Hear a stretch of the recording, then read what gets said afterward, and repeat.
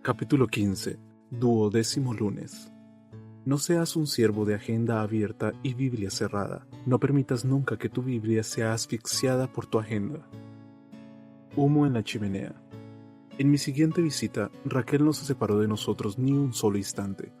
Era como si anticipase que le quedaba poco tiempo y no quería desperdiciar ni un minuto. Pero no era la compasión lo que la movía a protegerle, sino el auténtico amor que le profesaba. Creo que se sentía amparada junto al frágil cuerpo de su esposo. «Pasa, por favor», me dijo mi viejo pastor cuando toqué en la puerta de su habitación y me asomé.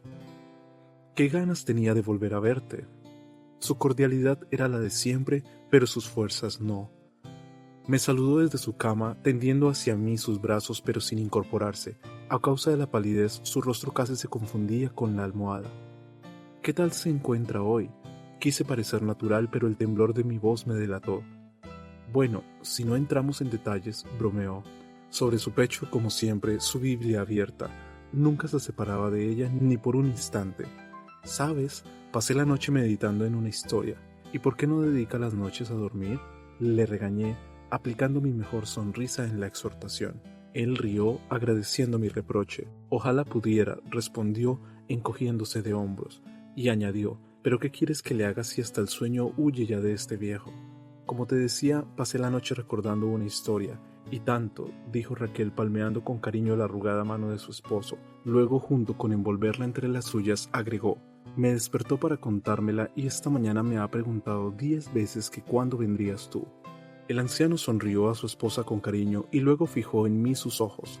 «¿No te molestará que este viejo enfermo te aburra con otro de sus cuentos?». «Claro que no», le dije mientras con mi mano presionaba levemente su brazo descarnado y débil.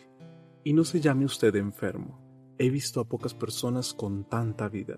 La iglesia en la que sirves es centenaria, ¿lo sabías?». «Sí», repuse. «Sé que esa capilla tiene una larga historia». «Bien». Se incorporó con mucha dificultad y colocamos los almohadones detrás de su espalda para que pudiera estar más cómodo. Después de eso continuó con su relato. «Cuando Raquel y yo nos graduamos del seminario fuimos a ese pueblo. Estábamos recién casados y esa sería la primera iglesia que pastorearía en toda mi vida». Un leve acceso de tos le hizo detenerse. Se llevó la mano al pecho y su gesto denotaba dolor. Preocupado le pregunté: «¿Está cansado? Si quiere podemos continuar otro día». «No», dijo, «deja que te cuente». Raquel le aproximó un vaso de agua y tras beber un sorbo se rehízo rápidamente. Al llegar al pueblo nos recibió un diácono quien, en su coche, nos mostró la pequeña aldea y también la iglesia. Luego nos llevó a la casa pastoral y en el camino se dio una interesante conversación.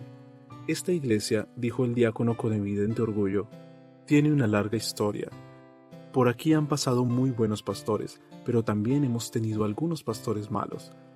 Mi viejo pastor se giró hacia mí y me regaló una hermosa sonrisa al comentarme. Cuando el diácono hizo esa afirmación, sentí el codo de Raquel hincándose en mis costillas como diciéndome: «Atento, que aquí viene una enseñanza». «¿Qué esperan ustedes de un pastor?», le pregunté, temiendo que su respuesta incluyera una retahíla de títulos y méritos académicos. «Que madrugue». Su respuesta fue tan breve como terminante, y desde luego inesperada. «Que no duerma hasta tarde», insistió el diácono. «¿Y cómo van a saber ustedes si su pastor madruga o no?». Entonces el diácono señaló a la chimenea de una de las casas. «¿Ve esa chimenea?», me preguntó. Luego, sin esperar mi respuesta, añadió: «Aunque todavía es muy temprano, allí hay humo. Eso significa que en la casa ya están levantados. ¿Ve esa otra casa? Ya se levantaron para encender el hogar». «Observe», me dijo señalando en otra dirección. «Aquella es la casa pastoral. No hay humo en la chimenea». El diácono me explicó entonces su curiosa conclusión. «Yo paso por aquí cada mañana, temprano, camino de mi trabajo, y cuando lo hago, quiero ver humo en la chimenea de mi pastor. Eso me indica que está levantado, orando por todos y preparando nuestro alimento espiritual. Eso es lo que esperamos de nuestro pastor, que madrugue para buscar a Dios». El anciano había cerrado sus ojos, rememorando la historia del inicio de su ministerio. Raquel limpió con un pañuelo y con delicadeza la comisura de los labios de su esposo. Este, sin abrir los ojos, continuó con su relato. «Así que, cada día, me levantaba temprano y lo primero que hacía era encender la chimenea. Luego doblaba mis rodillas en oración, levantando a cada uno de ellos en mis plegarias y adorando a Dios. A menudo, aún sobre mis rodillas, leía su palabra e indagaba en sus misterios. De ese modo me sentía fresco y renovado. Rió al añadir: la segunda consecuencia era que los domingos veía a los diáconos sentados en la primera fila, sonrientes y satisfechos. Todos sabían que su pastor madrugaba. Es una historia curiosa, le dije, y encierra una gran verdad. Allí sobre mis rodillas recibía el alimento para la iglesia. Sonreía con deliciosa dulzura. Eso es importante, ¿verdad? Ignoró mi pregunta, aunque en lo que me dijo a continuación quedó respondida. Hay otros énfasis más populares pero menos evangélicos. La cruz tiene enemigos. Hay púlpitos donde está ausente y altares donde se imponen otras modas. Hay mensajes que entretienen pero no transforman. Hay cultos que supuestamente están dirigidos a Dios, pero donde Él no aparece. No hay evangelio ni cruz, sino que se tornan en espectáculos que convierten el altar en escenario. Asombran pero no transforman, entretienen pero no salvan. Nunca le advertí a mi viejo pastor que algunas de las cosas que me contaba ya me las había dicho anteriormente, porque el hacerlo sería tanto como interrumpirle, y, además, entre las cosas ya dichas había otras muchas nuevas que yo deseaba conocer. Así que, mientras usted madrugaba para encender la chimenea y buscar a Dios, él le mostraba el mensaje que debía compartir, ¿eh? Mi viejo pastor adoptó un gesto serio, casi preocupado. Volvió a enfocarme con su intensa mirada para centrarse en la segunda parte de su historia. Sí, todo eso ocurrió mientras le busqué, pero el ministerio fue creciendo y también mi influencia, que ya no se limitaba a la pequeña capilla. Cada vez eran más las obligaciones que me absorbían y reclamaban mi tiempo. Antes de que pudiera darme cuenta, seguía madrugando para encender la chimenea, pero a continuación no acudía a mis rodillas. Negó con la cabeza y un paño de tristeza amortiguó su voz. No me arrodillaba, no, ni tampoco abría la Biblia. Lo que ahora abría era mi agenda, en la que se acumulaban compromisos y obligaciones. El primer cometido de la mañana dejó de ser la selección de pasajes sagrados en los que deleitarme para dedicar ese tiempo a la selección de asuntos urgentes a los que dedicar la jornada.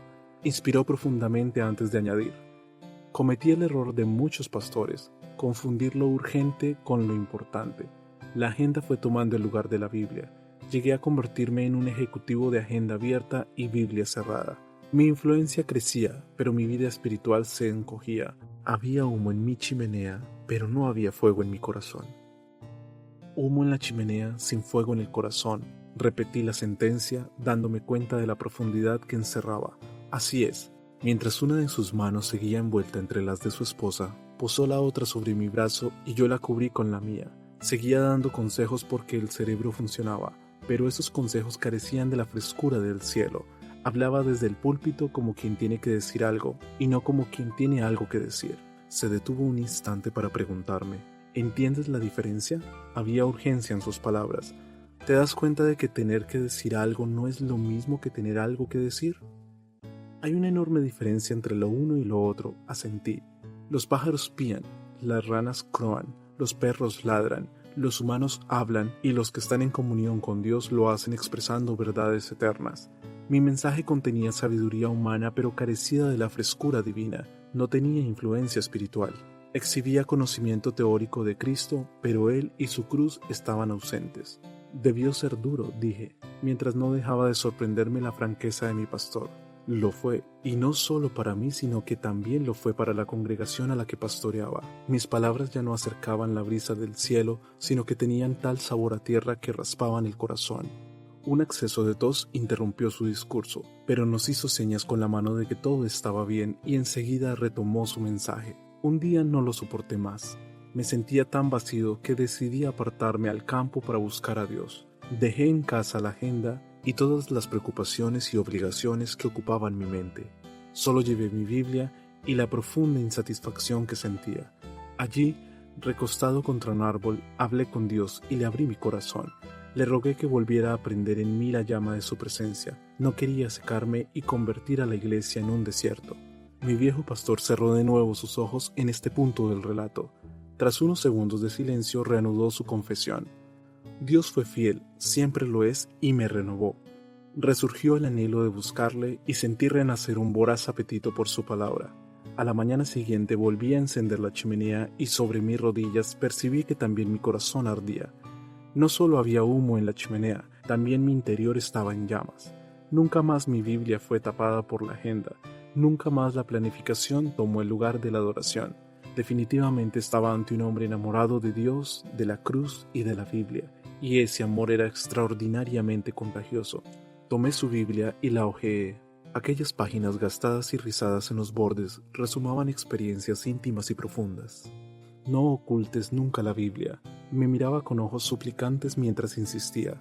Nunca asfixies tu Biblia con tu agenda. Nunca lo hagas. Puse mi mano sobre su brazo y apliqué una ligera presión agradeciendo las confesiones que me había brindado.